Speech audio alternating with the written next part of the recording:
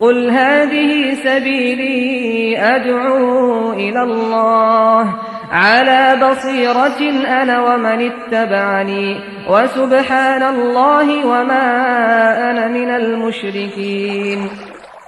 Reci, ovo je put moj. Ja pozivam ka Allahu, imajući jasne dokaze, ja i svaki onaj koji me slijedi. I neka je hvaljen Allah.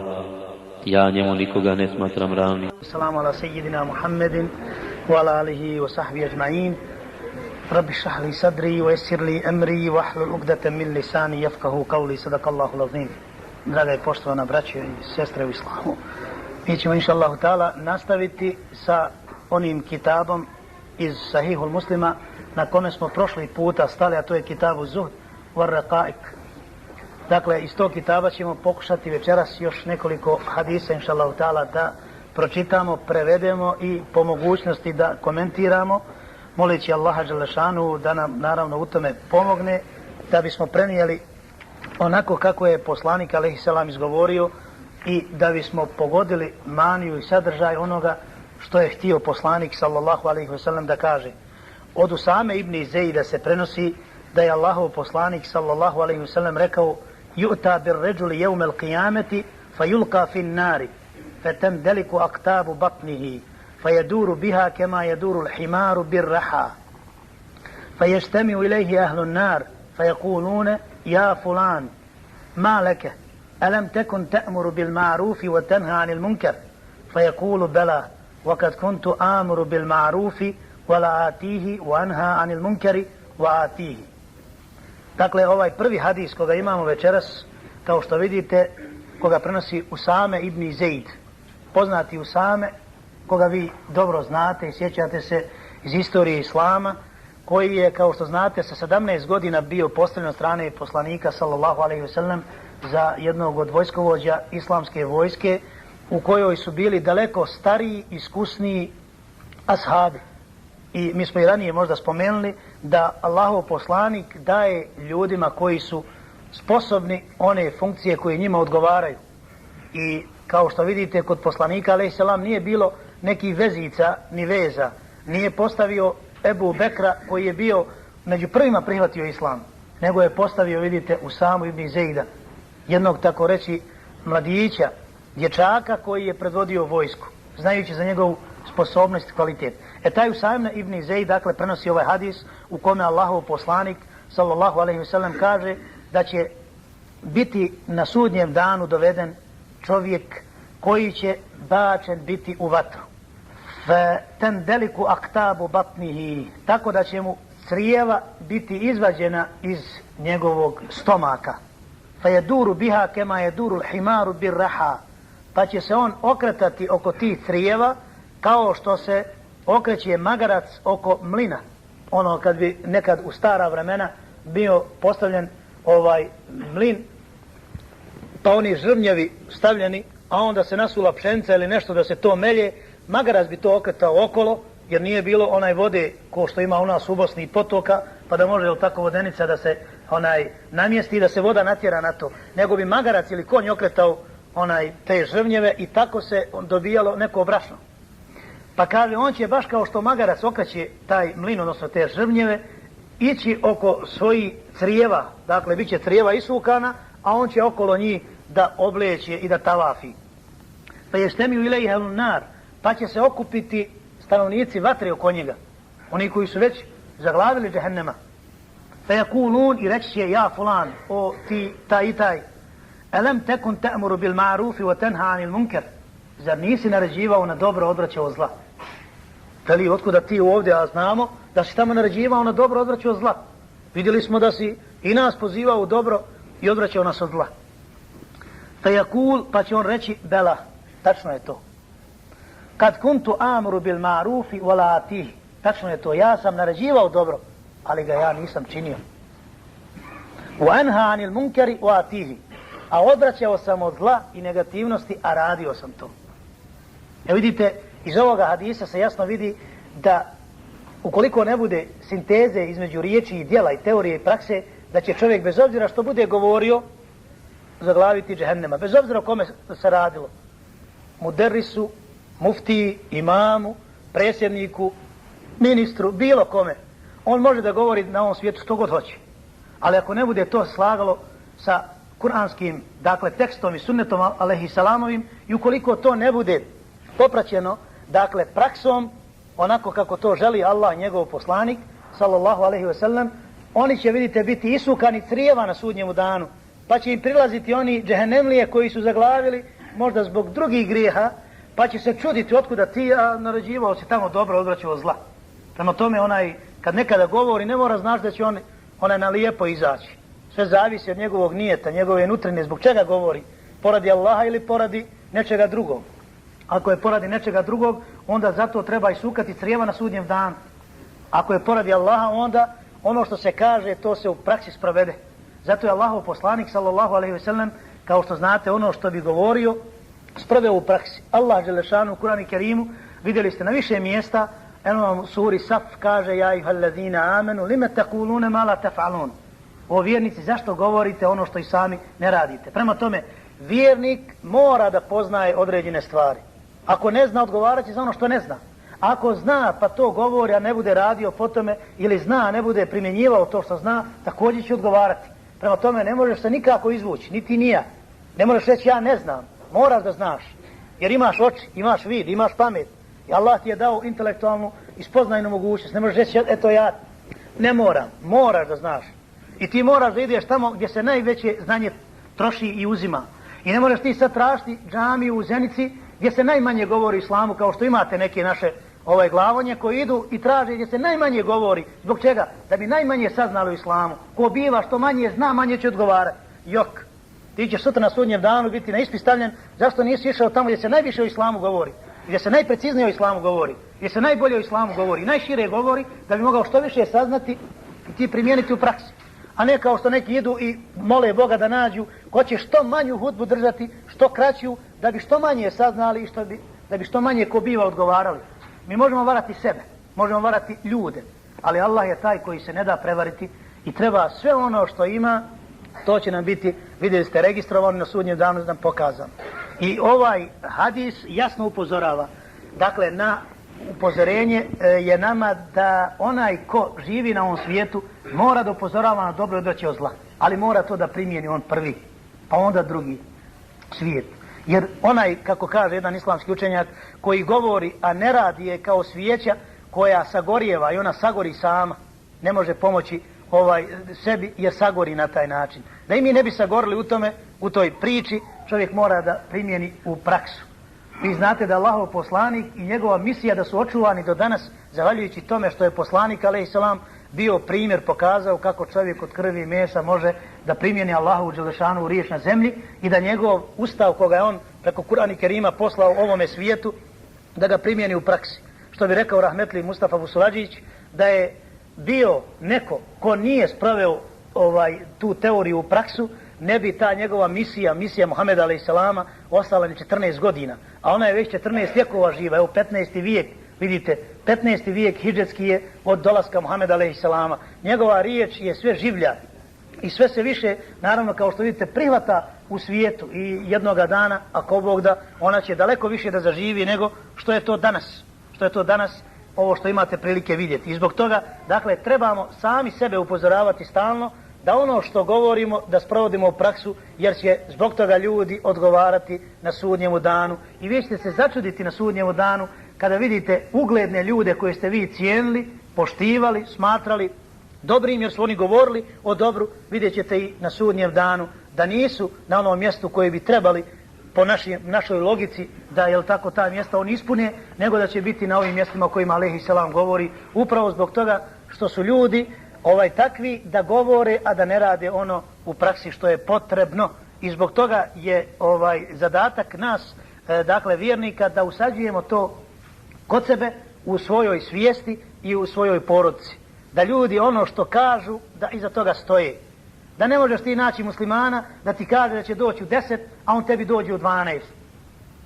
Jer musliman ne može lagati, to je jedno svojstvo munafika, vi znate. A toga je u svijetu islamskom prepuno. I kod nas ovdje musliman ti kaže doće, nema ga. I onda morate neko da pita, kad mu kažeš inša Allah doći, kaže koje ti je inša Allah? Ako je, kaže, ono arapsko, nećeš nikad doći. Ako je bosansko, možda ćeš nekad doći. Zbog čega? Zato što smo mi devalvirali to inša Allah.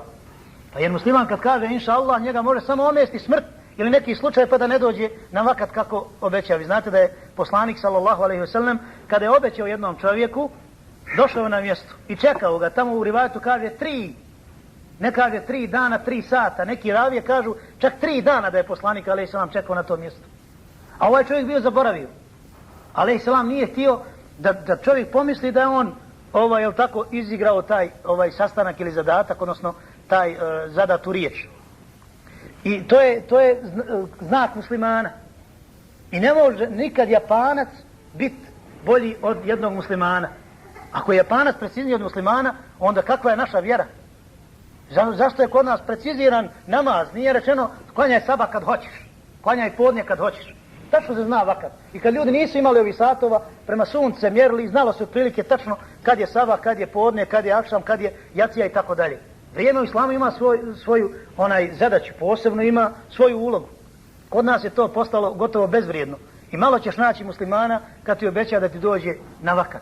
Što jasno govori o tome da nema, dakle, onoga što je bilo kod poslanika, sallallahu alejhi ve sellem, prve generacije muslimana, a to je kada nešto kaže da ispuni, kada govori o nečemu da to primijeni, kada kaže nešto da to uradi i kada radi javno da radi tajno, kada radi tajno da radi javno. Mali je broj ljudi koji tako rade, nego ćete vidjeti njegovu pobožnost pred vama, a kad se nađe u kući samo nešto drugo radi, tambura nogama, gleda televiziju, čita crtane romane i slično. A ovamo glumi nekog pobožnjaka.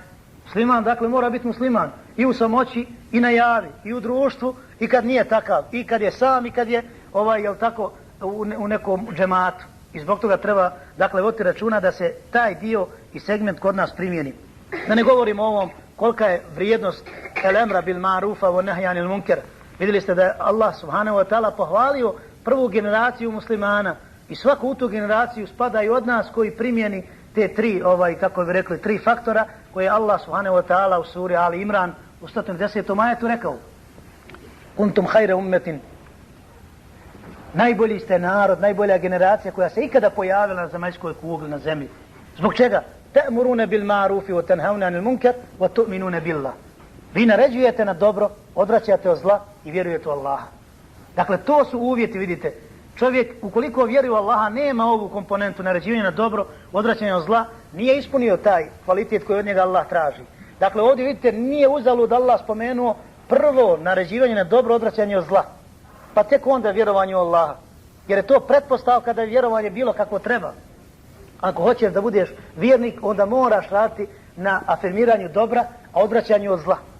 To je zadatak svakog muslimana. Onoliko koliko on može u svojim granicama mogućnosti i ne smije pretjerati, kao što ne smiješ natovariti na sebe 500 kilograma, a nisu u stanju da nosiš više od 100 kilograma.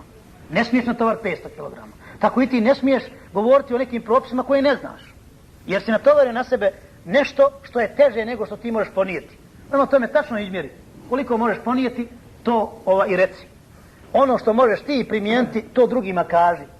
Kao što je uradio jedan poznati tabin, jedan iz druge generacije muslimana, koji je bio imam 10 godina u jednom džematu, negdje u Basri, u nekom mjestu, i kaže, ljudima je govorio razne teme na hudbama, ali nikad nije spomenuo oslobađanje robova. U to vrijeme još je bilo dosta robova kod mnogih ljudi. Jedne prilike on popne se na hudbu i kaže: ljudi, nama je dužnost po islamskom zakonu osloboditi roba, onoga koji je kod nekog služi kao roblje i na taj način zaslužiti Allahovu milost.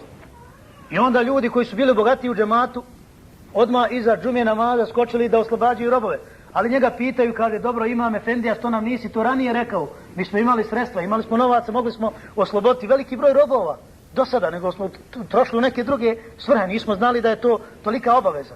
Kaže: znate šta je, ljudi, ja nisam mogao vam to reći dok ja to nisam obavio. A meni je trebalo 10 godina da sabiram od svoje neke platice, od nekih sredstava, da bi sabro da oslobodim jednog roba. Pa kad sam ga ja juče oslobodio, ja sam danas mogao vama na hudbi to spomenuti. I kaže, narod je bio zadivljen njegovim primjerom i ustali su i džami, otišli sve robove u to mjesto oslobodili. Dakle, šta znači praksa, odnosno, kako bi rekao, sinteza ili slijeđenje onoga što se riječima kaže. I zbog toga je, vi znate dobro, daleko bolji prijem kod ljudi koji čuju čovjeka i vide da on primjenjuje ono što govori. I ne mora on puno znati, ali ukoliko primijeni ono što zna, to je daleko vrednije nego govoriti puno, a ne raditi od toga, raditi samo malo. I zbog toga od nas, dakle, kao što vidite na temelju ovoga hadisa, da će svi oni koji budu govorili jedno, a radili drugo, imati ogromne štete na sudnjemu danu. Ne možeš ti govoriti sada o pokrivanju žene, a tvoja žena nije pokrivena, tvoja kćerka nije pokrivena, o namazu, a ti da zaobilaziš namaz i slično. I zbog toga ćete vidjeti na sudnjem danu, rekao, ugledne ljude, da ne spominjem sad uopšte ove koje kakve profesije, i ove profesionalne i one druge, vidjet ćete ljude koje ste vi smatrali, uvažavali, na sudnjem danu oni će biti u jednom takvom jednom stanju kao magarac što obilazi oko onoga žrvnja i oko mlina, kako navodi poslanik sallallahu alejhi ve sellem. I naravno čovjek treba toga da se boji tog dana, jer ljudi da znaju ne bi se približavali, ljudi da znaju kakav je lav ne bi mu išli u čeljusti, ljudi da znaju šta je džehennem on se ne bi njemu približavao, a to je znak neznanja, to je znak džehla, to je znak onoga što ne valja. Jer ne može se desiti u jednoj zajednici muslimana da ti možeš kao musliman da kažeš da si musliman, a da normalne stvari u tvojoj kući se dešavaju, odnosno nenormalne stvari. Kada bi nekome rekao da njegova žena, recimo, svaki dan pije pivo, vi bi rekli tog čovjeka treba odmah ekskomunicirati iz našeg društva. Da kažete njegova žena svaki dan jede krmetinu, svi bi rekli, taj ne može nikako biti predstavnik nama ni u selu, obični onaj muhtara, kamoli nešto više.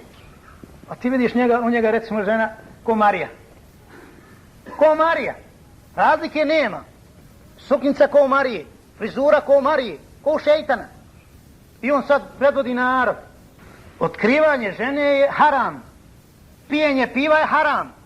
Jedenje krmetine je haram. I ti sad vidiš njegovu ženu fino sa štiklicama, ona prođe i on govori teme o islamu. I on ti još vazi o islamu. I smatra da zna više od tebe o islamu. Ima li razlike između pijenja piva i otkrivene žene koja hoda? Onaj koji pije pivo može da mu bude malo u glavi krivo. Ali ona koja prođe razgolićena, ona već nije napravila samo haram za sebe. Nego je već stotine mladića i muškaraca su okrenuli za njom i napravili haram. I oni će odgovarati što su haram napravili pa gledali, a ona će sve njihove grije na sebe natovariti. I taj njen, nazovi, čovjek koji te stvari tolerira. A takvi, hvala Bogu, vidimo, imamo. Vi kad krenete u Sarajevo od Baščaršije, jednom sam išao od Baščaršije do Skenderije, pješice namjerno. I ni jedne jedine žene pokrivene nisam vidio. Ni jedne jedine žene. Šta to govori? To govori o propasti ovoga naroda. To govori o Allahovoj srdbi koja se mora sručiti na ovaj narod. Nemojte se vi ismijavati samo Srbima i Srbiji kako i na to gađa.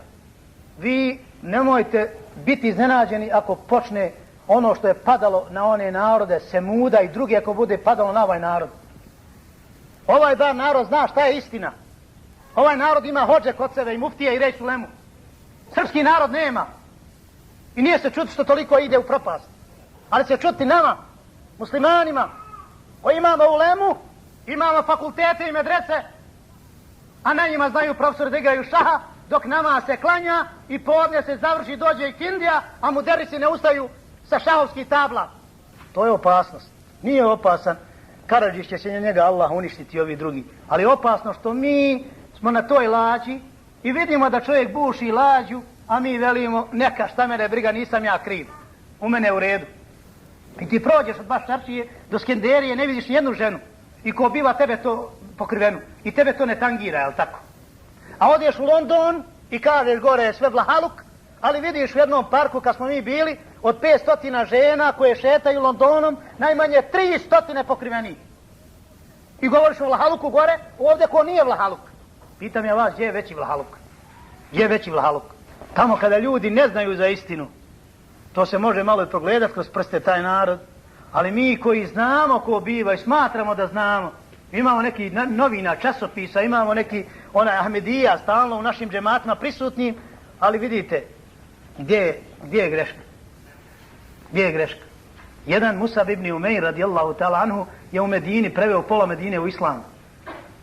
Bez zekata, sadakatul fitra, bez kožica, bez džipova, bez golfova, bez Mercedesa, bez imama, bez muftija, jedan jedini čovjek, zvani Mus'ab ibn Umeir, koji je bio na hađu, vidio ga pored Hazreti Hamze da leži ondje, onaj na Uhudu. Tu je poginuo, rahmetullahi alejhi wa ridvanullahi alejhi. Mus'ab ibn Umeir, jedan obični mladić, koji je bio među najbogatijim mladićima. A onda kada je prešao na islam, majka i roditelji mu zabranili da jede, nisu mu dali da jede. Pa je bio totalno smršao, a bio je najljepše obučen u Mekki. Onda nisu mu dali, pa je bio imao takav odjeću, ako povuče gornji dio, onda gore povuče donji dio, ukaže mu se noge. Ako spusti dole, onda ukaže mu se prsa, nije imao čega da se pokrije. Toliko su ga patili roditelji zbog toga što je prihvatio Allahovu vjeru. On je ostao dosljedan svojoj vjeri i otišao u Medinu po naređenju poslanika, alejhi salatu vesselam, da ljudima kaže, onima koji su već prihvatili jedna šakica muslimana, da im objasni vjeru. Oni objašnjavajući vjeru, slijedeći ovo upravo što mi govorimo, ono što govori, on je uspio da prevede pola Medine u islam. Bez novaca, bez para, bez kožica, bez sadakatul fitra, bez zekata i bez ostalih koje kakvih kravata. Uspio je, vidite, da prevede pola Medine u islam. I to je bio razlog da su muslimani mogli serbez da presele iz Mekke u Medinu, jer je Allah Želešanu, vidite, pripremio to preko Mus'ab ibn Umeira. Šta može jedan čovjek da uradi koji ono što govori sprovede u praksi? Ono što kaže da to bude, dakle, njegov, kako bi rekao, njegov zadatak i njegova obaveza. Kod nas je sasvim drugačije. Mi jedno govorimo, a drugo radimo. I onda se ko čudimo što narod neće da prihvati vjeru. Pa ne može prihvati vjeru od onih koji nemaju dovoljno vjere. Jer znate, ti da bi nekome dao struju, moraš mu tamo uključiti. A sve dok je prekinuta veza između tamo one utičnice i ovamo nekog aparata, struje nema. Ti uključuj koliko hoćeš magnetofon koji radi na struju, a ne na baterije, pritišti koliko hoćeš, on neće proraditi dok se ne ubaci, jel tako, ušteka u onu tamo utičnicu. Nema struje. Prema tome ne možeš ti davati drugima ono što nemaš. Prvo mi moramo, dakle, ubrizgati u sebe ono što je imala prva generacija muslimana, čvrst, jak, nepatvoran, originalan iman, islam kakvu su imali prvi muslimani, pa tek onda možemo reći nešto drugima. Omir je mogao reći drugima zato što je bio takav. Ona je mogao biti predvodnik drugima zato što je bio takav. Mi, nažalost, ne možemo biti vođe svojoj porodici, a da budemo vođe čitavom narodu. Jer znate, kad čovjek ne može da porodcu islamizira, onda kako ima obraza on sada kaže ja vodim narod, ja vodim, ne znam, čitav jedan krug, jedan kanton, jednu općinu, znate. Jer čovjek koji nije u stanju da prema Allahovom zakonu malo bar dotjera svoju familiju, vidiš mu žena ko Marija, čerka onako ko neka Elizabeta, onda ti vidiš koliko je sati, a on bi da vodi pola, ne znam, kantona, on bi da vodi općinu. Mislim, to je sramota, to je grehota, to je, kako bi ja to nazvao, to je glupost. Ja ne znam kako ljudi mogu imati obraza i doći voditi nekoga. Voditi nekoga. Slijepi ljudi da nekoga vode. Ti kome Allah objavio da moraš sprovesti islam, ti ga nisi sproveo svoje porodice, ti bi sad čitav narod da vodiš. Kako te nije stid? Kako nas nije stid? Kako me nije stid? Nema. Mi smo već izgubili stid. Nema, kao da nemamo krvi, ti ne vidiš da se iko zacrveni kada dođe i uzme nekakav položaj, on ti varaka se i vlada. Vi to dobro znate, ne da ne vodim primjere. Primjera je puno, imate hiljade. Kad bi počeli nabrajati, ne mogu da sabah nabrajati. Samo glavne ljude koji predvode te ovu, te onu, bilo koju zajednicu, mene to ne interesuje, nije da spominje imena uopće nisu bitna. Nego što je bitno? Bitno je da se ljudi kvartaju i ulaze u ono što nisu sigurni da će na sudnjem danu imati prođu i da će kako treba završiti. To je znak džehaleta, to je znak neznanja. Bez obzira što on nosi na sebi dr, fr, mr i ostalo što nareda oko sebe. To Allah neće uvažavati. Svejedno, fr, mr, dr, što god bilo, na sudnjem danu ima lijepi džehennem za one koji ne budu slijedili ono što budu govorili ili oni koji su prihvatili ono, a nisu bili za to sposobni. Prema tome, nema Hazreti Omera koji je, vidjeli ste kada je čuo, još njemu alejselam obećao da će biti među 10 stanovnika dženneta koji uopće neće polagati račun. Ašeri mu bešere. Pa onda alejselam rekao kada je išao, u snu mu pokazano, a njegov san poslanika je bio objava, kao što znate, kao što je bilo kod Ibrahima alejselam, da je sanjao treba svoga sina zaklati i prinijeti kao žrtvu i on je to odmah pokušao sprovesti u praksu, što znači da je svaki san od svakog Allahovog poslanika bio objava i poslanik alejhi selam jedne noći sanja jedan veliki dvorac i divi se dvorcu. Kad se probudio, onaj ispričao ashabima i kaže, vidi dvorac divan i kaže, za kojeg je ovo poslanika izgrađen? Kaže, nije ni za jednog. Takva građevina. Pa kaže, kako nije, za koga je? Kaže, ovo je za jednog čovjeka iz tvoga ummeta. Ko je taj? Omer. Naš dobri Omer Aga. Njemu već dvorac u džennetu izgrađen. I to naravno Omer zna. Ali Islam je to prenio. Zna da ima dvorac u džennetu. Zna da je od Ašeri Mubešere, od estorcije koji će ući u džennet bez ikakvog polaganja računa. I opet čuje da je Huzeife saznao spisak munafika u islamskoj državi i on njemu trči i plače i kaže, tako ti Allah reci, ima mene na spisku. Omer. A ja sam više put ponavljao, kod nas su svi munafici, samo nismo mi. I neće ti niko sad doći reći, molim te, šta ti misliš, ja sam ja munafik, jok. Ja sam najbolji musliman. Ovo sve siće za ovakvog mladića. Tako ti je kod nas u Bosni. I svi su najbolji muslimani. Ne može Arab biti bolji musliman od jednog Bošnje. Ma nema govora. Kako god on radio, klanjao, ne klanjao, on je najbolji musliman. I to su neki, naravno, i naši glavešni izjavljivali, volimo ovakve da vas vidimo, kaže. I otkrivene i pokrivene i sve, znači sve onaj bućkuri, to oni vole. To je ono što je najbolji. Naravno, mi to ne možemo reći. Musliman ne može reći za otrov da je med. Med je med, otrov je otrov. Žena pokrivena je muslimanka, otkrivena je muslimanka koja ne slijedi Allahovu vjeru. Ne može reći da je to u redu. To nije u redu. I ti ne moraš je napadati toliko, ali moraš joj reći da to nije u redu i moraš raditi na tome da se to mijenja, da se popravlja. A ne da kažeš ja volim ovako, kaže to je baš ko ona bašta, ja to volim. Tako kažu neki naši ovi veliki čimbenici u našoj zajednici, nažalost. To je taj hadis koga smo ovom prilikom naveli, a sljedeći hadis prenosi Salim od Ebu Hureyre radijallahu ta'ala anhu, u kome se kaže sami'tu Rasulallahi sallallahu alaihi wa sallam yakul kullu ummeti mu'afatun illa al-muđahirine wa inna min al-iđhari an ja'amala al-abdu bil-lejli amalan thumma yusbihu kad setarahu rabbuhu فيقول يا فلان قد عملت البارحة كذا وكذا وقد بات يستره ربه فيبيت يستره ربه ويصبح يكشف ستر الله عنه. U ovome hadisu kaže poslanik sallallahu alaihi wa sallam, svakom od moga ummeta će biti oprošteno, izuzev al-muđahirine, onima koji su javno činili grije. Dakle, od ummeta Muhammeda alejhi selama koji imao, to se naravno misli da ne treba posebno pojašnjavati o tome, na one ljude koji su imali dobrih dijela i loših. I sad oni koji što su imali loše, skrivali su. Nisu to javno radili, bojali se, stidili se i svijeta i Allaha. Ali to šejtan nekad prevari pa uradi loše, ali on to pokrije. Osim el-muđahirin. El-muđahirun se objašnjava kod ovoga imama Nevevija, humul lezine džaheru bima'asihim wa azheru wa kešefu ma seterallahu ta'ala alehim fa yetahaddesune biha bi gajri daruratin wala hađe. Kako kaže imam Nevevi, tumačeći ovaj hadis, to su, kaže, oni koji rade grijehe i onda to manifestiraju, pokazuju ljudima, otkrivaju ono što je Allah sakrio kod njih i govore ljudima bez potrebe, dakle, bez darureta, bez, kako bi rekao, nužde i bez potrebe objašnjavaju da su oni radili grije. Pa kaže poslanik, alejhi selam, wa inna min al-iđhari en ja'mel al-abdu bil lejli amelen. A taj, kaže, iđhar, dakle, iznošenje javno onoga što čovjek čini je da čovjek Allahov rob naveče učini nekakav posao. Thumme yusbihu kad setarahu Allahu, kad setarahu rabbuhu, a onda osvane Allah mu to prekrio. Dakle, niko nije saznao da on radi nekakav grije. Allah mu pokrio, nije mu otkrio taj grije. Pa je kul, ja fulan, kada miltul barihate keza o keza. A onda sutra kaže nekome, svome komšiji čovjeku, kaže, čuješ ti, a babo, ja sam sinoć činio jučer to i to djelo. Sam sebe, dakle, otkriva. Vakad bate je sturuhu rabbu, a već je bio prenoćio, a da mu Allah je bio zaštitio, dakle, to njegovo djelo, pa je bitu je sturuhu rabbu, a uspiju jakšifu sitra Allahi anu. A on onda ujutru ustane i to razglasi.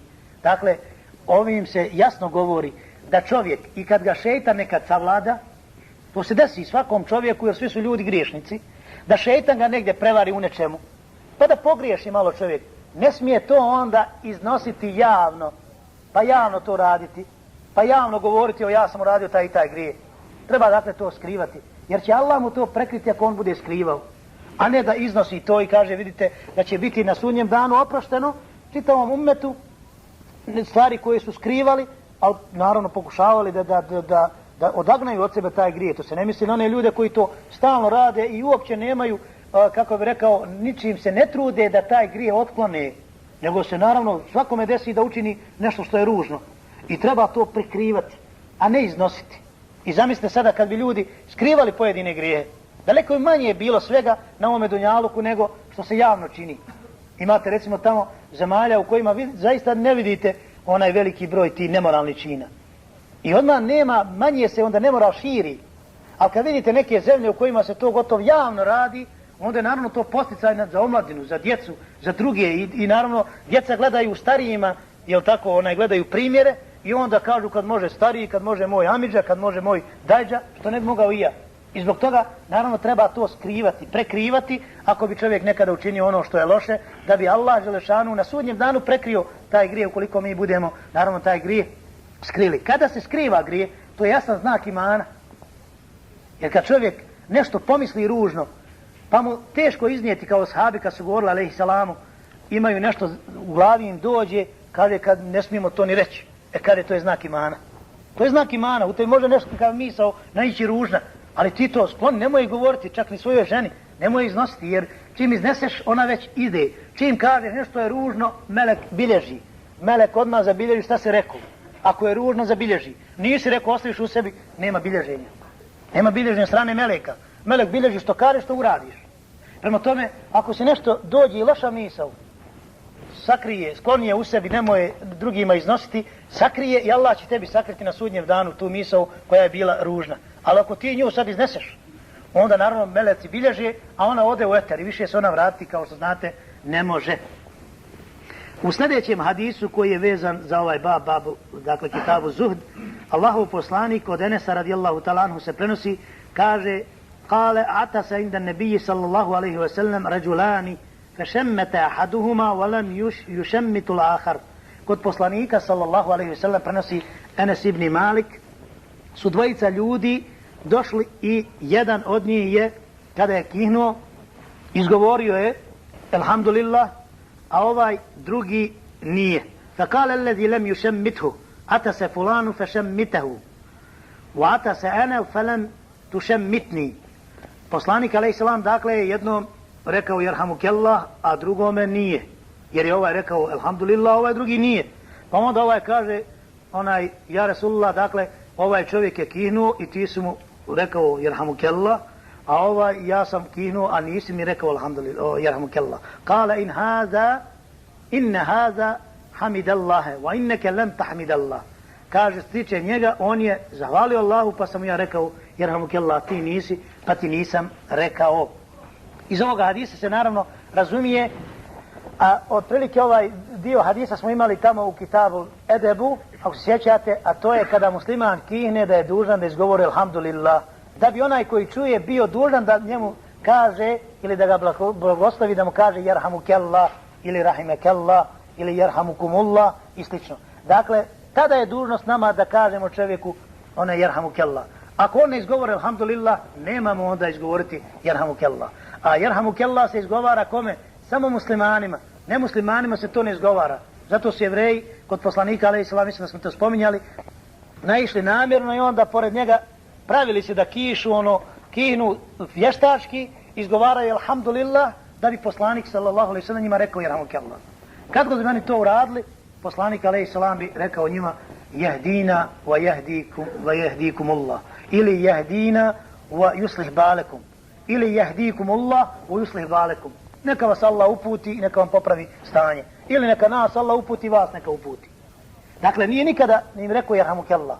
A oni su to stalno, namjerno kihali kod poslanika, alejhi selam, ne bi li to izgovoreno bilo. Zbog čega? Zato što Allahov rahmet ne ide na nemuslimane. Ne ide. Allahov rahmet se ne spušta na nemuslimane. Nema rahmeta na nemuslimanima. Zbog toga, alejhi selam, nikada nije izgovorio jerhamukellah. Zbog toga nema salama na nemuslimane. Nema selama. Ne može selam nazvati nemuslimane. Nema. Zato što ima tamo eselamu alaikum rahmetullah. Rahmetullah ne može ići na nemuslimana. To je šerijatsko pravilo. Dakle, rahmet je samo kod muslimana, a prema drugima je nešto drugo. Mi imamo pravo da budemo pravedni prema njima, da budemo fini prema njima, ali nema izgovora rahmeta, jer Allahov rahmet ne može prekriti, niti Allah dozvoljava da se prekrivaju nemuslimani. Vi to dobro znate. Čak nemate pravo ni za svog roditelja koji nije musliman da za njega učite dovu kada on umre i da mu nešto uči. Nemate pravo. Nema roditelj makar. Ako je umro kao čafir, Allah emanet, nema rahmeta. Na njega rahmeta nema. I to je šerijatsko pravilo i zato vidite ovdje ovaj čovjek nije izgovorio alhamdulillah i to je pravilo, ukoliko se ne izgovori nema izgovaranja jerhamukallah. Kaže Kadi Iyad u tefsiru kod imami Nevevija, odnosno šerhu kod imami Nevevija, da je komentaru na ovaj hadis: وَالْمَشْهُورُ مِنْ مَذْهَبْ مَالِكَ أَنَّهُ فَرْضٌ كِفَايَةٌ وَمَذْهَبُ الشَّافِعِيِّ وَالْآخَرِينَ أَنَّهُ سُنَّةٌ. Kaže u mezhebu Malikovom ovo je fardu kifaje. Kad neko kaže alhamdulillah, reći mu jerhamukallah. Fardu kifaje. A po drugim mezhebima Šafijinom i drugima on kaže da je sunnet. Sunnet. Dakle, kad se izgovori, to reći. Kod naših muslimana posebno je to ranije bilo izraženo. Sad već imate to, čujete alhamdulillah, jerhamukallah, jahdina, jahdikumullah, imate sad prilično upotrebi, ali ranije, prije recimo rata i prije 10-15 godina, čuli ste samo ono kad on kihne, kaže na zdravlje, njemu hvala. Pa na zdravlje, pa hvala. Tako je bilo ranije. Danas, naravno, hvala Bogu, mijenja se stanje, vidimo veliki broj muslimana, čak i dječice male već to znaju, hvala Bogu, i upotrebljavaju. Dakle, to treba širiti. U najmanju ruku je sunnet, a vidite, imate mišljenja kao mišljenje imami Malika, da je čak fardu kifaje. I naravno, može se zahvaliti, kako se navodi u komentarima na ovaj hadis, može se zahvaliti sa alhamdulillah, može se alhamdulillahi rabbil alamin, može se alhamdulillahi ala kulli hal. Dakle, ako kažeš alhamdulillah, dovoljno je. Ako kažeš alhamdulillah rabbil alamin, ima predaja koje i tako navode ili alhamdulillahi ala kulli halin. Dakle, imate više verzija. Ali čovjek kada kihne makar ne kaže alhamdulillah, to je onaj minimum bez koga ne bi trebalo da se prođe. A naravno onaj koji odgovara je dužan da mu kaže jerhamukallah ili jerhamunallahu wa iyyakum, a onaj ponovo koji je kinuo da kaže jahdikumullahu wa yuslih balekum ili jagfirallahu lana wa lakum. Vidite, musliman je stalno u dovi. Musliman je stalno u zikru. Kihneš, kažeš alhamdulillah, kaže jerhamukallah, neka Allah u svoj rahmet prospe na tebe, ti kažeš jahdina wa jahdikumullah, neka Allah uputi i nas i vas, ili jagfirallahu lana wa lakum, neka Allah oprosti i nama i vama. Stalno su to dove. I ne treba sad povaznan musliman da samo sjedi u kući i da zikr čini. I to je lijepo. Ali musliman hoda, prolazi, radi, dunjalukom nešto se bavi. I čim dunjalukom se bavi, nešto dunjaluk tamo radiš, oreš, kopaš, sređuješ, biznis neki ganjaš, koji je halal, kihneš, kažeš alhamdulillah, onaj odmah musliman kaže jerhamukallah, ti jahdina wa jahdikumullah, i eto odmah ti zikr činiš, uz rad. Praviš nešto na pijaci, prodaješ, desi se to, kihneš, vidite, odmah već zikr se sprovodi. I musliman je stalno u zikru. Izlazi iz kuće, kaže bismillahi tevekeltu, ala Allahi la havla wa la kuvvete illa billah, eto već si u zikru. Ulaziš u kuću bismilletom, ulaziš u nekakav bus bismilletom, izlaziš, vodiš računa da uđeš desnom nogom, onda to ti je već jedna primjena sunneta, to je već jedan ibadet. Izlaziš, ponovo gledaš da bude to lijevom nogom, eto ti ibadeta i stalno si ibadet. Ti radiš dunjalučki posao nekad ovako vezano za porodcu, ali radiš već ibadet, sprovodiš. Kažeš čovjeku jerhamukallah, eto već si ibadet počeo činiti, on tebi dovu, ti njemu dovu. On tebi selam, ti njemu alejkum selam wa rahmetullah. On tebe assalamu alaikum wa rahmetullah, ti njemu wa alaikum salam wa rahmetullahi wa barakatuh. Dakle, stalno vidite, čovjek je u dovi. I musliman jedan drugom želi dobro. I zbog toga je lijepo od čovjek kada sretne brata muslimana da to svjesno izgovara taj selam. I da moli Allaha kada kaže salamu alaikum, neka je na tebe mir, spas, Allahov, dakle ta milost, da tako i misli. I misli, jer se zaista na njega milost spušta, da tako i misli. I onda kada je čovjek svjestan toga, drugačije se dešavati stvari koje mi imamo danas, jel tako, kod nas i tako dalje. I vidjet će da je to nešto što će imati itekakvog utjecaja na njegov život. Jer kad si ti u selamu i kad tebi ljudi selam nazivaju i kad se na tebe Allahova milost spušta, nije to isto kao kada ti živiš u nekom prostoru u kome ti stalno govore dobar dan, kiša pada, snijeg pada, oni viču dobar dan. Led se nadvio nad zencom, oni kažu dobar dan. Pa onda dobra noć. Pa onda pozdrav, pa onda zdravo, pa onda jao, pa onda čao. i na kraju šta si ti od svega toga znao? Nigdje Allaha nema tu, nigdje nije spomenut Allah, nigdje nemate onaj dove. I kako može onda da bude uspjeha u tom društvu u kome ti stalno imaš dobar dan, dobro večer, dobro jutro i slično? Nema uspjeha. Od koga želiš dobro? Ko? Kako? Kada? Gdje? Nema ništa. To je prazno, to je hava. To je hava, to je praznina, to je ništavilo. Znaš, dobar dan. Od koga želiš dobar dan? Nekome želiš. Ko neko može da ima dobar dan ukoliko mu Allah taj dobar dan ne dadne? A vidite, assalamu alaikum. Salam je jedno od lijepi 99 Allahovi imena. I assalamu alaikum, neka je selam, dakle to Allahovo ime. Spas, mir na tebe. Kao da kažeš, ja Rabbi, spasi ovog mog brata. Ja Rabbi, obaspi ga salamom. Wa rahmetullahi, daj ga rahmet svoj, milost. I ti kažeš jednom, drugi onaj kaže njemu, treći njemu, dok on dođe do posla, on već rahmeta na sebe nabacao. I drugačije on može misliti, odmah on ljepše se osjeća. On je duhovno ljepši, ja vidiš, on je tamo dobar dan, stalno pozdraviti, ti ne vidiš u njemu promjenu. On sve mrzovoljniji, sve više ljude mrzi, sve više zavidi, jer nema rahmeta, nimalo rahmet, od njega bježi, nikom ne želi taj rahmet. On sam prvo sebi neće, a onda drugi mu kažu, eto, zdravo, dobar dan, zdravo. I onda ti izazivaš na taj način Allaha, jer nije to samo ono što u nas kažu pozdrav, kakav pozdrav. Ti izazivaš Allaha na taj način, zdravo. Ko daje zdravlje? Ti želiš njemu zdravlje dati. Ko si ti? A ovako mu kažeš, assalamu alaikum, na tebe selam. A po selamom je sve. I milost, i rahmet, i bereket, i zdravlje, i sve ostalo. I nije to isto. Ljudi misle da to i nije, da vidite procese, recimo da mi znamo ono što ne znamo. Kad mi znali ono što znaju duhovna bića, meleki, i da mi znamo ono kako se to prostire. Vi vidjeli da su to praktično čitave vojske rahmeta koje idu nad muslimanima koji čuvaju. Mi to naravno ne možemo vidjeti. Nismo svjesni tih procesa i nismo svjesni kada izgovaramo, pa izgovaramo to formalno. Da li mi da znamo zaista suštinski to izgovoriti i doživljavati i da se malo samo dignemo izvan ovog dojančkog života, vidjeli bi kakvi su to procesi. Nije to isto kao kada kažeš, vidjeli ste Allahu Ekber u borbi. To su dvije riječi, kad pogledaš male riječi, šta je to? Ali to puno znači. To može da formira od Allahu Ekber odmah da vojsku meleka Allah formira. A sa znate, Juri i Šura i ostale bure, od toga nema ništa. Šta ćeš ti postići sa Juriš? Nemaš ti, ništa se od toga formirati ne može. Nema Allahovog rahmeta. Pogotovo sa šišom, sa pivom i sa Juriš. Ali sa Allahu Ekber, da ljudi znaju kakva je u tome vrijednost, oni bi to naravno izgovarali na svakom koraku i mislili bi na to što izgovaraju, šta to u stvari znači, kakve to u prirodi procese proizvede. Jedan Allahu Ekber može da tank poruši. Allahu Ekber samo. Ništa drugo. Ni Zolja, ni Osa, ni RPG, ništa drugo, Allahu Ekber. Ali kada ga izgovori čovjek iz dna duše i kada vjeruje u to i kada je sav obasut sa tim Allahovim imenom, jer nije šala reći Allah je najveći. Allah je najveći. Zar onaj koji je najveći može dopustiti da oni mali, švrljavi, smotani, nemoćni, da oni budu iznad njega? Nikada. Prema tome, ako si ti svjestan da je Allahu Ekber iznad svega, da je Allahu Ekber može da ruši sve, Allahu Ekber će porušiti sve. Allahu Ekber. Ali treba biti svjestan toga. I živjeti kao što su živjeli prvi muslimani. Vi znate da je dešavalo se da su u Afganistanu obični ti mladići, golobradi mladići bez oružja uništili tank sa Allahu Ekber i sa onom prašinom. Vi to znate.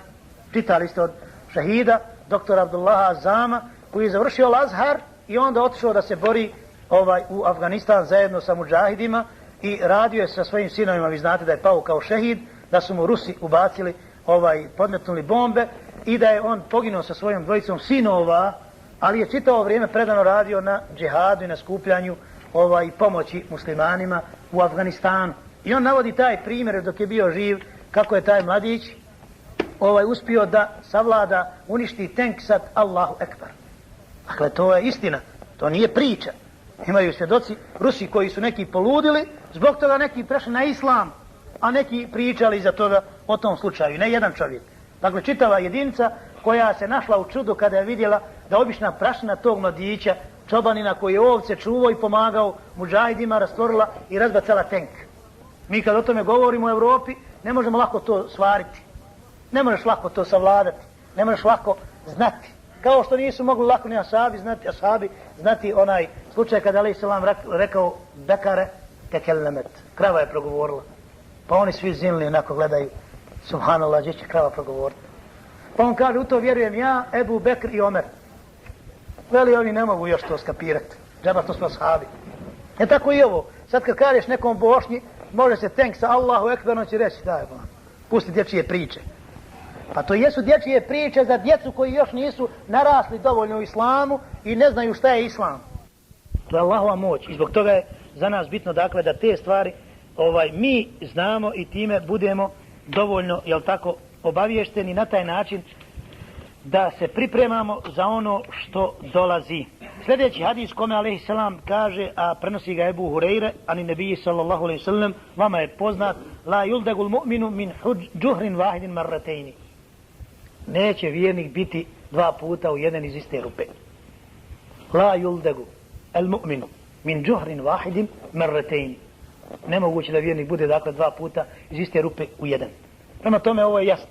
Ovo je Allahovo pravilo, da musliman ne smije dozvoliti sebi da ga neko pravi ludi i budalom. I mi da smo muslimani kakvi treba, ne bi nam se 11 ili ovi broje neki 11, 12 koji ili 13 genocid desio. Dakle, nema tu islamijeta, nema tu savizanog muslimana. Odnosno, muslimani nisu savizani. I mi moramo sebi priznati da nismo savizani. I da smo savizani, ne bi se to dešavalo muslimanima. Musliman neće dozvoliti. Musliman neće dozvoliti. On će naći načina da čuva sebe i bar svoju porodicu ako ne može čitavu državu. I nema sad sile koja tebe može spriječiti da ti nemaš makar 10 metara duboko zakopano, makar neku dobru čakiju. Pa sutra kad ti dođe neko od oni neprijatelja da te sutra tvoju ženu i tebe da ganja, da ti moraš lijepo čakiju pa mu makar stomak rasporiti. Makar to. Ko te može spriječiti? I sad će tebe neko ubjeđivati, ne, mi ćemo imati federalnu armiju, pa će se onda razoružati ovi tvoji komšije. Allah fino kaže, olen terdankel jehudu, olen nesara, hatta tetabija milletehum. Neće s tobom biti zadovoljan ni kršćanin ni jevrej dok ne budeš primio njihovu vjeru. Znači dok ne budeš jeo krme sa papcima kao i oni neće s tobom biti zadovoljni. I gotovo ti džaba govori, oni su fini, oni će se pomiriti, ekonomski odnos to izgladiti, bit će to lijepo, ima tu spor i ostali. Svi će tebi tako lijepo govoriti priče, dok te ponovo ne uspavaju, a onda ponovo kad te uspavaju, onda idu koljači. U drugim odorama, neće to biti možda ovi, neki drugi, ali uvijek se desiti. Jer onaj ko ne bude poštovao Allahov zakon, a to je da te ne smije ujesti zmija i dva puta iz jedne rupe, ili iz jedne rupe ne smiješ biti dva puta u jedan, bez obzira ko je u pitanju, dok ne budeš to shvatio, to se mora ponoviti. To će Allah dati. Dakle, ne vjeruješ Allahom poslaniku, ne vjeruješ Allahu, a vjeruješ ovima koji ti nešto govore, eto, znate. Tako su nas, vidjeli ste, desi se nešto, oni zamotaju. Pokolju narod, ponovo zamotaju. Onda kroz bratstvo i jedinstvo, kroz razne ljuštore nas uspavaju i mi se fino uspavamo, istom naleti klanje. Sad ponovo, evo vidite, iz udžbenika izbacuju, vidjeli ste nedavno na vijestima, ponovo izbacuju, ne smije ništa biti spomenuto tamo, nije bilo ovdje ništa, niko nije zaklan, ništa nije bilo, sve fino, aman. Sad se moramo osmjehivati, nazor jedni drugima, da nas ponovo malo uspavaju. I onda ponovo ide. To je jedna krstaško-cionistička ideja koja se stalno protura, jer je bitno muslimane srediti na ovaj i na onaj način. Evo sad će naravno ići drugim kanalima, ekonomskim, nemoralom i slično, da se uništavaju muslimani. Pa kad vidje da neće moći uništeni, ponovo će ići ovim drugim putem. I mi naravno ćemo pomisliti da nema od toga ništa, jer evo ko krenulo je ta trgovina, te mi sa njima biznis vodimo, te bit će otvoreni putevi, bit će i prema Srbiji jednoga dana, krenut će se ponovo i tako dalje, a onda vidjet ćete fino kad se musliman ponovo uspava, ovi imaju planove, oni planiraju, musliman ne planiraju, musliman misli kako ovaj mu se osmjehuje, da on to se osmjehuje od srca, a ne zna da on već iza leđa drži čakiju da mu grknem prekolju, jedno drži cvijeće i pokazuje ti osmjehuje, a ovamo dole ima čakiju. A mi koliko smo ćoravi ne vidimo čakiju, ne vidimo cvijeće samo. I zato smo mi vidjeli spajali, zastave vezali, to je bio haos živi i bit će to i dalje. Nažalost, mi muslimani nismo svjesni, nemamo dovoljno islamijeta, nemamo dovoljno besireta. Musliman mora, kad pogleda samo okom, odmah da zna šta je. Nekom vidi cvijeće, ali kod cvijeće mora da vidi tamo njegovu kamu. Musliman, ako je musliman. Čim pogleda, odmah mora da ga uoči. I čim musliman pogleda u čovjeka, odmah ima da se zbuni. Meni došao jedan od Vlaha i hoće nekakav intervju. Piše nekakav doktorat vezano za muslimane, stranac je Vlah. I došao fino i ja njega primio i onda ga samo ovako pogledam. Fino I znam ja zbog čega on došao, odmah čime njega pogledam. Ako se reko uzbuni, došlo je da nešto špionira. A ako se normalno bude ponašao, ne bude se bojao pogleda, tu je to negdje. I ja kažem u sebi bismillah i pogledam ga. Kad sam ga ja pogledao, on sad treperi. Jedva on stoji na nogama. Rekao, sjedi, ti vidim ja, on će past meni. Sjedi ti. I sjede on i onda vidim, sam se on izgubio, nikad on u oči ne smije lako pogledati. Ti vidiš šta je u pitanju. Tako dalje. Dakle, musliman mora da besiretom gleda. A besiret je ono što drugi nemaju. I nemoguće je da jedan nemusliman ima besiret da bolje vidi nego mi. Nemoguće je da otkriva šta se može desiti više nego mi. Pa pogledajte, braći moja, pa mi imamo Allahovu knjigu, imamo poslanikov, alejhi selam, govor. Imamo ono što se desiti, posle oni nemaju. Oni imaju neko Nostrandumsa i one ostale, neko Stromduse koje kakve, i oni samo nagađaju. A mi imamo istinu i znamo šta će se desiti. Će doći Isa, alejhi selam, da će zaklati svinju, da će slomiti krst i da će one sve uvatiti i polomiti im prsti i sve ostale. Prema tome mi znamo da će se desiti i znaš šta će se desiti i mi ko biva znate, ponovo šurujemo sa njima. Islam je jasan. Kur'an je jasan. Ko ima Allahovu objavu, ima knjigu, ima sunnet Allahov poslanika, on vidi dalje od njih. Bez obzira njihove na drmr, fr i ostalo sam govorio malo prije, svejedno. On bio akademik, ne znam kakav, ne može vidjeti dalje od muslimana koji zna samo 5 ajeta i 5 hadisa. Ne smije da zna. I on da zna više od nas. I on tebi da priprema jame, a ti da to ne uočiš. Pitam ja tebe i sebe, smo mi muslimani. On tebi da priprema, ti kao ništa ne znaš. I kad je rat počeo, sjećat se naši oficiri, kaže, ništa mi nismo znali. Zamisli, musliman oficir, on nije znao da mu njegovom narodu pripremaju. A sa njima zajedno sjedio i zajedno akademije završavao. To je znak da muslimani nisu upotrijebili, dakle, besiret. Što bi Omer, radijallahu ta'ala anhu, rekao, onaj koji griješi će biti savladan od muslimana zato što su neprijatelji jači. Pa ako isto ti radiš kao i oni, žena je tvoja kao i njihova, ti isto jedeš kao i oni, isto piješ kao i oni, isto se oblačiš kao i oni, onda je znak da ti nemaš razliku u odnosu na njega. I naravno da su oni jači, imaju planove i da će ti savladati. Ali musliman koji zna šta je njegova vjera, koji živi islamom, koji grijeha gleda da se što više klone, on je nemoguće da bude pobijeđen. To ste imali prilike vidjeti u prvim generacijama muslimana. Nije mogao biti musliman pobijeđen. Nije. Sjećate se Abdullah ibn Uzafe Esehmija. Kada je došao i kada je uhvaćen sa onom grupom muslimana, oni nisu mogli biti ni uhvaćeni. To su bili borci ko lavovi. Ali je neprijatelj, znajući za to, opkolio i našao ih bez oružja i uspio da uhvati. I kad su doveli ga pred onog vizantijskog cara, vi to znate, kada je on rekao prihvati islam, odnosno prihvati hrišćanstvo, on je rekao nikada. I vidjeli ste šta je uradio. Naložio je tu veliku vatru, stavio veliki kazan i jednog zarobljenika muslimana ubacio u ono ulje koje je već počelo da vrije na vatru. I njegovo se tijelo raspalo od kostiju. A onda nakon toga je Huzeife, odnosno Abdullah ibn Huzafe Sehmi je zaplakao. I onda on kaže, trlja ruke, onaj vizantijski car, evo ga, konačno muslimani popustili. Znači, možemo mi tu nešto uraditi. Kaže, jel de, sad ćeš primiti kršćanstvo. Tako mi Allaha kaže, nikada. Pa čovječe, što je zaplakao onda? Kaže, nisam ja zaplakao, se bojim tvoje vatre i tog tvog utvrčalog ulja. Nego sam ja zaplakao što mi Allah nije dao toliko života, koliko imam dlaka na svojoj kosi, u svojoj bradi, na svome tijelu. Toliko dlaka, pa da sve te živote dadnem u ime Allaha, njegovog poslanika. Pa mi žao, ti ćeš mene ubiti i moja će duša otići mom gospodaru i samo ću jednom dati za njega život. A ja bih htio da dadnem toliko života koliko imam dlaka na svome tijelu, svojoj bradi, svojoj kosi. I onda ostoji neprijatelj takav, ostoje zadivljen i kaže, slušaj, ja ću te pustiti ako me poljubiš u čelo. Kaže, neću ako nećeš pustiti sve ove ostale zarobljenike muslimane. Kaže, hoću. I ustane i poljubi cara u čelo i pusti njega i njegove vojnike. To vi slučaj znate.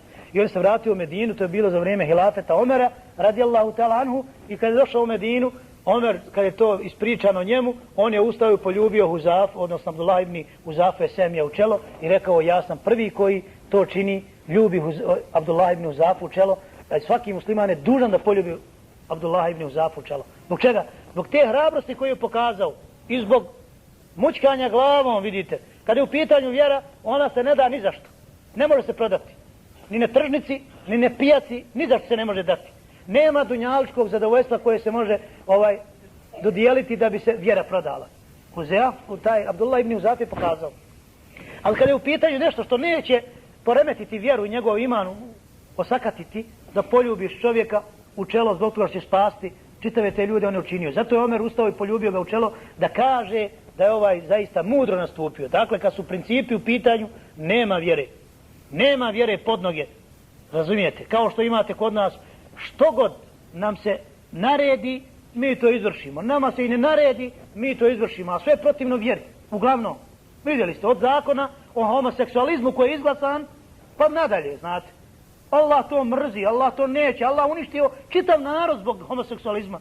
A mi to u našim gore skupćinama i ostalim tim velikim instancama, mi to proglašavamo. I među njima muslimani, najveći broj muslimana i potpisali da može homoseksualizam. I u Bosni. Dosta je velik gor po zapadu. Šta to govori? To govori kao da molimo, ja Rabbi, de na nas ruči tu kaznu.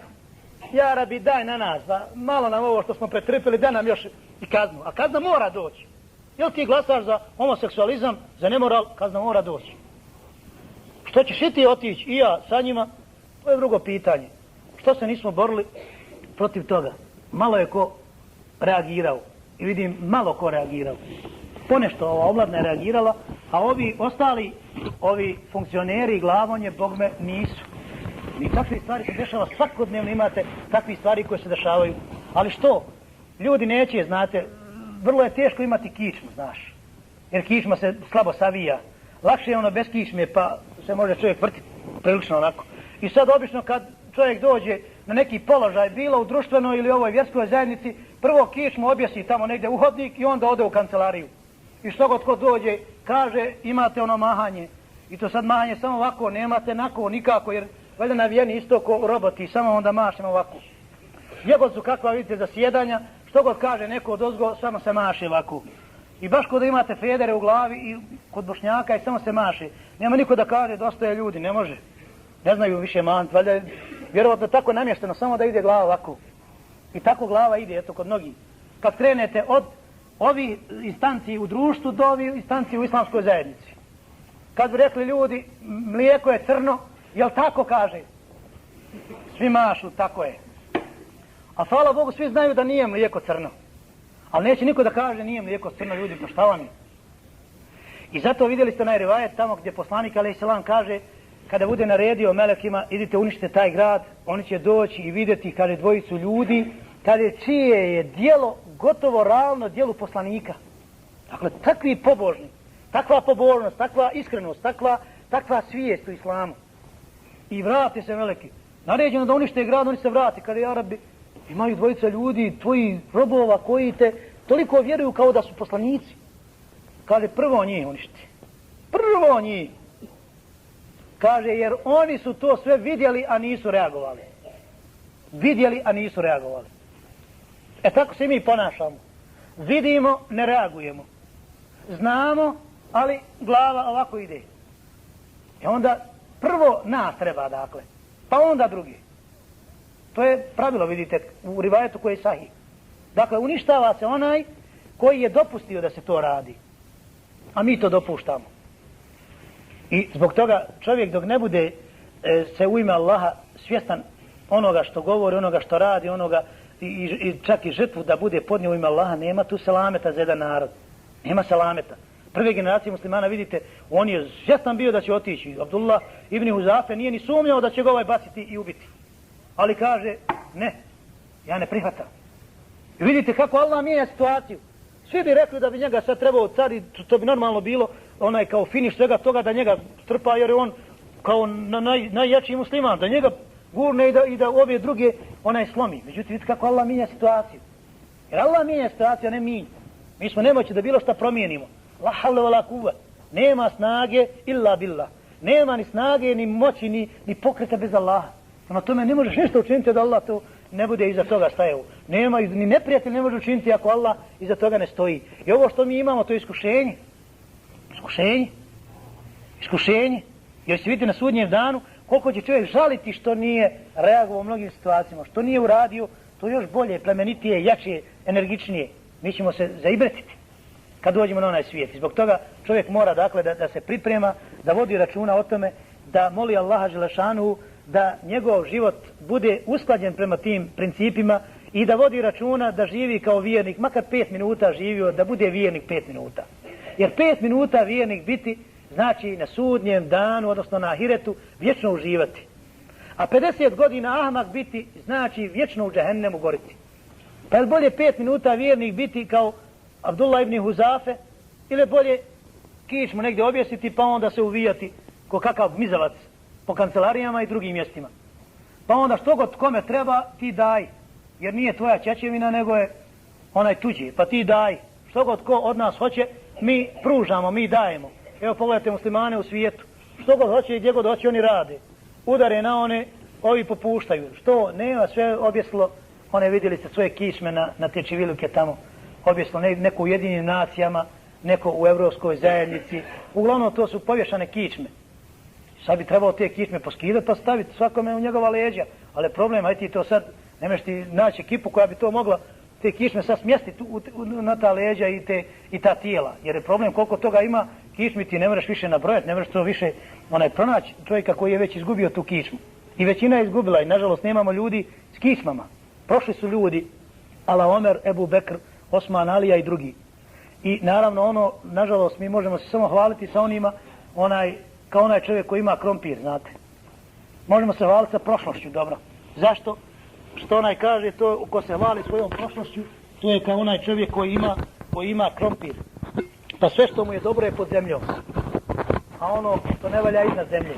U krompira ono što bube jedu, ona travka, to je iznad zemlje. A ono što mi jedemo što valja, krompir je u zemlji.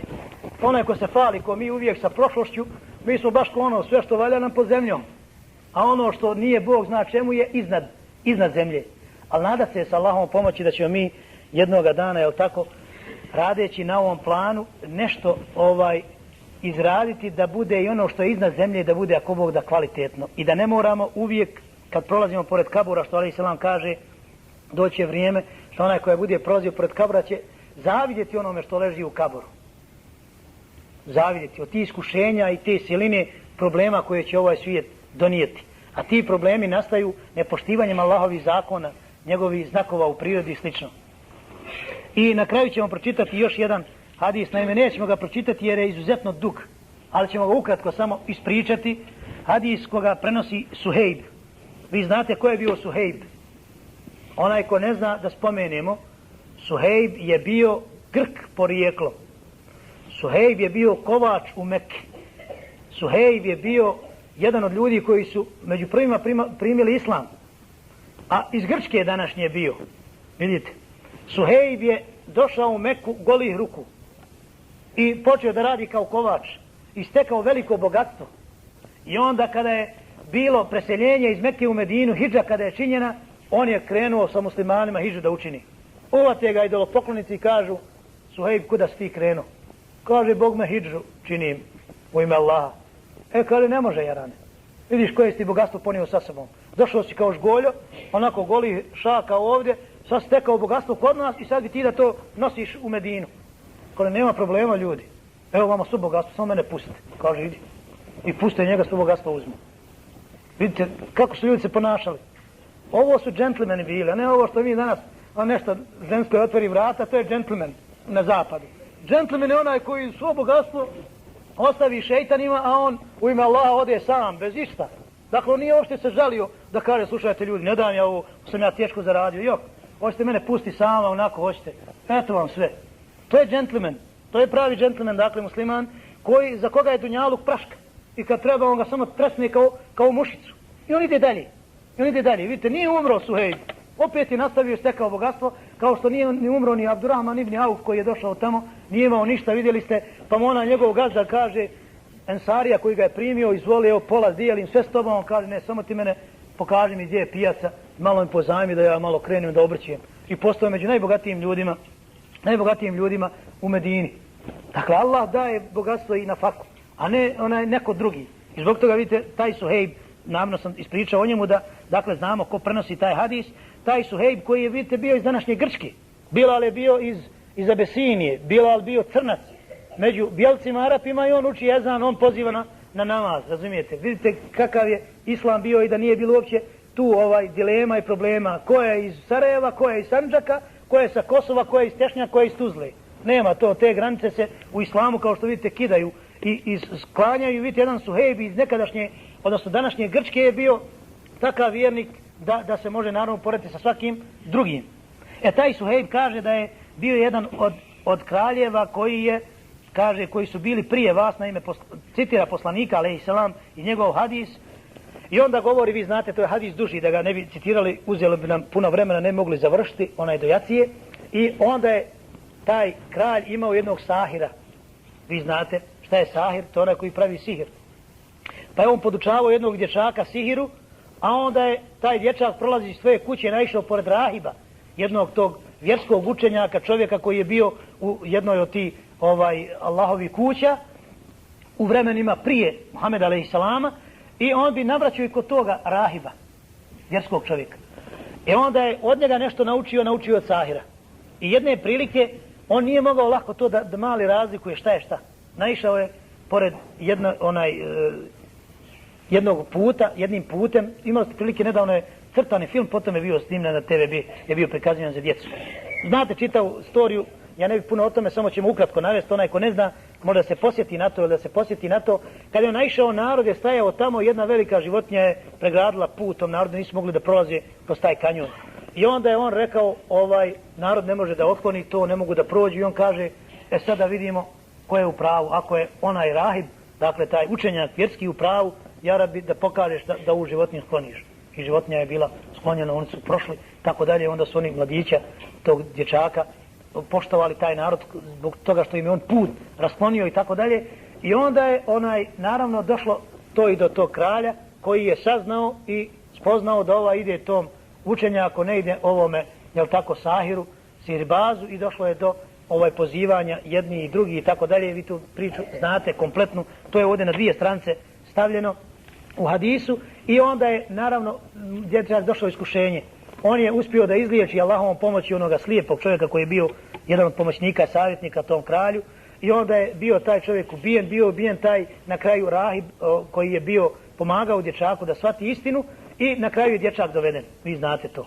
Doveden je dječak pred kralja i njemu je rečeno da ostavi tu vjeru, jer je narod već počeo da prihvata tu vjeru u ime Allaha, i on je rekao, ja neću to ostaviti nikada u tom smislu, i on je naredio ovima da ga vode s jednog brda, da ga bace.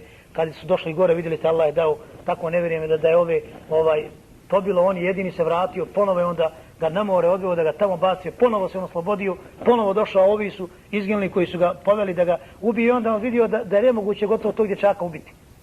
I dječak njemu kaže, ima samo jedan način da to uradiš. Samo jedan način. Da me privežeš za stup, da uzmeš luk i strijelu i da kažeš Bismillahi, u ime Allaha, bi rabbi gulam, i u ime ovog dječaka, i da pošalješ tu strijelu. Samo možeš tako me ubiti. Nemaš drugog načina. I to je kralj uradio i tako je postupio, i onaj kaže u ime Allaha, u ime gospodara dječakovog, pošalje strijelu, i taj mladić, odnosno dijete, gulam, izgubi život. I vidite kako je taj mladić nastupio. Dakle, on je time izazvao prelazak čitavog naroda na islam. Onda je sav narod, kada je to vidio da nemoguće ubiti dječaka bez Allahovog izuna. Onda svi pali na seždu i rekli, mi vjerujemo u gospodara ovoga dječaka. Vidite šta znači žrtva jednog čovjeka kada on zna šta će proizvesti. Zato musliman, dakle, ne smije se žrtvovati tek tako, nego mora da vodi računa da iz toga izađe neki rezultat. Ako se žrtvuje, da se žrtvuje Allah, pa da ima džennet. Ako se žrtvuje da promijeni svijet, da ga promijeni, da to bude razlog promjene tog svijeta i naroda oko njega. S jedne strane. S druge strane, iz ovoga poslanika alejselam namjerno nam to prenosi, dakle, to je kazivanje o ranijim narodima, pokazuje da bez Allaha ne može ništa biti. Ništa bez Allaha. Nama se to čini da može. Bez Allaha ništa ne može biti. Dakle, samo sa Allahom može nešto biti. Nema ubistva bez Allaha. Nema smrti bez Allaha. Prema tome, nemoguće je ubiti nekoga bez Allahovog izuna. Prosto se dešava, to je Allah dao kao iskušenje, kao izun i slično. I zbog toga vidite da je tako je onda kralj počeo da maltretira iza toga posebno taj narod koji je prihvatio Allahovu vjeru, da kaže poslanik alejselam, da bi na kraju, kaže, došli ljudi iskušenje. Oni su počeli da ubijaju, da maltretiraju, da ruše, da ne znam, ranjavaju taj svijet. I onda jedna je majka došla sa djetetom u naručju i ona je bila gotov podlegla u toj svojoj vjeri. Gotov htjela da se vrati iz svoje vjere koju je prihvatila. I kaže, držala je dijete sa sobom maloga i mali je rekao, ja umma, isbiri fa inneki alal haq. Kaže, majko, strpi se jer ti si na istini. Dijete joj kaže. I majka koja je već bila, ona je zbog djeteta svoga na granici da li da ostavi tu vjeru pa da spasi sebe i dijete ili da izdali, suzdrži se, već je bila ono kao na raskršću lomila, dijete joj kaže, ja umma, kaže, isbiri, strpi se majko, jer inneki alal haq, ti si na istini. Vidite, Allah dadne da dakle i dijete bude podstrek svome roditelju da ne skrene sa pravoga puta. I ovaj hadis, kao što vidite, ima veliko značenje za nas, da shvatimo da jedino Allah uništava nekoga, da Allah jedino daje smrt, da drugi smrt ne daju, da sa vjerom u Allaha jedino stvari idu, da pobjeda jedino može biti sa vjerom u Allaha, jedino pobjeda. Ti ako bez Allaha, u smislu onome ne tražiš Allahu pomoć pa pobjediš, ti misliš da je to pobjeda, ali to je poraz. Poraz. Ti možeš osvojiti čitav dunjaluk i da misliš da si zavladao dunjalukom. Ti si obični džehennemlija, ako ne budeš to uradio po Allahovim zakonima. Ti misliš da je to pobjeda, a na sudnjem danu ćeš vidjeti da je to najveći poraz i katastrofa koju si imao. Jer ovi, vidjeli ste, naši dušmani su mislili da su uradili ono što su radili. Oni misle siluju muslimanku i on je uspio, on je taj plan ispunio. A vidjeli ste na sudnjem danu da će biti u najdonjem dijelu džehennema i da će žaliti svi što su radili to. Oni misle da su pobjednici, oni su stvari gubitnici. Ko ne bude u ime Allaha se borio, taj je gubitnik. Svejedno da li dobio, da li izgubio, da li pobjedio. Ko se bude borio u ime Allaha, on je pobjednik. Svejedno da li ta pobjeda bila sada ukazana na dunjaluku ili će ona biti na sudnjemu danu. Najveći pobjednik je onaj koji na sudnjem danu bude uživao. Vidite ste vi na sudnjem danu kada dođete kako će stvari biti postavljene. Znači vidite one ljude koji su ovamo bili neko i nešto, vidiš i tamo, oni su jel u krvi se kupaju tamo, jel u vatri izgaraju, jel oko svojih crijeva se okreću. Imaćete prilike, hvala Bogu, vidjeti svi zajedno sa mnom. Imaćemo, nadam se, inša Allahu ta'ala, priliku da se to ukaže nekima, da se pokaže, da se vidi, da se čuje njihovo jaukanje, pomaganje. Molim Allaha da budemo od onih koji se spasti ti kazni, belaja, musibeta, fitneta, iskušenja koja će biti za svakog onoga ko ne bude Allahovu vjeru slijedio. I zbog toga naravno vodimo računa da naš život bude usklađen na način kako to Allah traži i hoće. Da naš život bude usklađen kao što je bio život ovoga dječaka o kome smo govorili večeras. Da bude usklađen kao onaj život, vidite, Abdullah ibn Uzafe Sehmija. Da naša vjera bude granitna poput njegove vjere i da uvijek smatramo da nismo mi iznad drugih toliko kao što je Omer tražio i mislio da je i on možda, da slučajno nije na onoj tamo spisku onih munafika. Da ne smatramo sebe najboljim vjernikom, nego da uvijek krešimo sebe, da sređujemo, da se dotjerujemo, da analiziramo svoj život, da se preispitujemo. Jer to je ono što vjernika onaj čini još većim. To je ono kad on sebe ispituje i smatra da nije još dorasto da bude pravi onaj momak koji će sutra ako Bog da biti onaj u najboljem društvu u džennetu. Nego da stalno misli pa možda još nisam. Pa da se još malo priprema. Najgore je kad čovjek misli da zna sve, kao nedavno. Na jednom predavanju mi završili predavanje i tamam onaj iza džume namaza onaj predavanje počeli Mehtić i ja i on je održao predavanje, čovjek nije bio dovoljno dobro čuo, priđe do pola džamije gore, kaže ma daj, kaže jače, ništa ja to ne čujem. I ovaj onda počne Mehtić jače da govori. Kada on završio, Mehtić kaže da se ja obratim. I ja se obratio i počeo govoriti baš nešto oko iskušenja i čovjek dođe, ustade, kaže ma dosta mi je vas, kaže više. Sve ja to znam, kaže. Ja bolje znam od vas to, kaže. Ljudi, kaže, evo mene stomak zaboli od njih, hajmo mi, kaže. I ustade čovjek kod njih sami. Pa ja kažem, hvala Bogu da ima neko da zna sve, pa da možemo ga neuzubila upitati. Sve zna, kaže. I ode on, zaboli me stomak, kaže, od vas. I ode on polako, za čovjek izađe iz džamije, ovaj narod veli, samo ti nastavi, pusti njega i tako. Eto imamo, znači, takvi, i bit će uvijek takvi koji misle da sve znaju. Da sve znaju. I zbog toga nemate ljudi koji slušaju, nego imate samo one koji govore, vaze i pričaju. Nemate koji slušaju, jer nije niko naučio slušati. Mali broj ljudi koji je naučio slušati. Jer neće onda slušati, znate, teže je slušati nego govoriti. A Allah je dao, kako kaže islamska ulema, 2 uha, a 1 jezik. Da se više sluša duplo nego što se govori. Zato je Allah dao, kaže ulema, dva uha, pa da se na njih dobro osluškuje, a tek onda da se nešto kaže. A kod nas je obrnuto, vidite, gdje god dođete, svi znaju, ne treba ništa, onaj da on sluša, šta ćeš ti njemu reći posebno, jer on kaže sve zna. Većina je takvi. Mi, nažalost, takvim činom nećemo dospjeti do jednog takve mertebe koju nama Allah obećava. Nego molimo Allaha dželešanu da budemo od onih skromniji kao što je bio Hasan al-Basri i slični njemu, koji smatrali da su uvijek drugi iznad njih, a oni da su ispod i da trebaju da se još usavršavaju i rade. I na tom planu treba, ako Bog da, raditi, da budemo skromni, onakvi kako je bila prva generacija muslimana, i onda kada neko nešto pita, da ne smatramo da su ovi bolji. Kaže Abdurrahman ibn Abi Lejla, jedan od tabiina, da je zapamtio 120 ashaba ensarija. 120 ashaba ensarija. I kaže, kome god bi uputio pitanje, jednom on kaže, to moj brat bolje zna od mene. Pa onaj drugi trećem, kaže, on bolje, nemojte mene ljudi, on bolje zna od mene. Pa onaj treći četvrtom, onaj četvrti petom, 120 ashaba su obišli sa jednom meselom pitanjem, niko se nije usudio da govori, kaže, onaj brat moj bolje zna. I na kraju kada ponovo dolazi pitanje na onoga prvog. Tako su bila ashabi. A kod nas svak se grabi da on bude prvi. Čim je kaže, čekaj, kaže, šuti, znam ja to. I odmah on govori. Tu je problem kako sebe izgraditi i dotirati da smatraš da zaista i ti i ja da nemamo puno znanja, nego trebamo stalno saznavati, stalno tražiti. I čak i ako znaš da tvoj brat možda manje zna, da i njega nekada ponudiš. Imate negdje, dođete na sjelo i vidite nekog čovjeka i on čitavo vrijeme melje i on drži ders.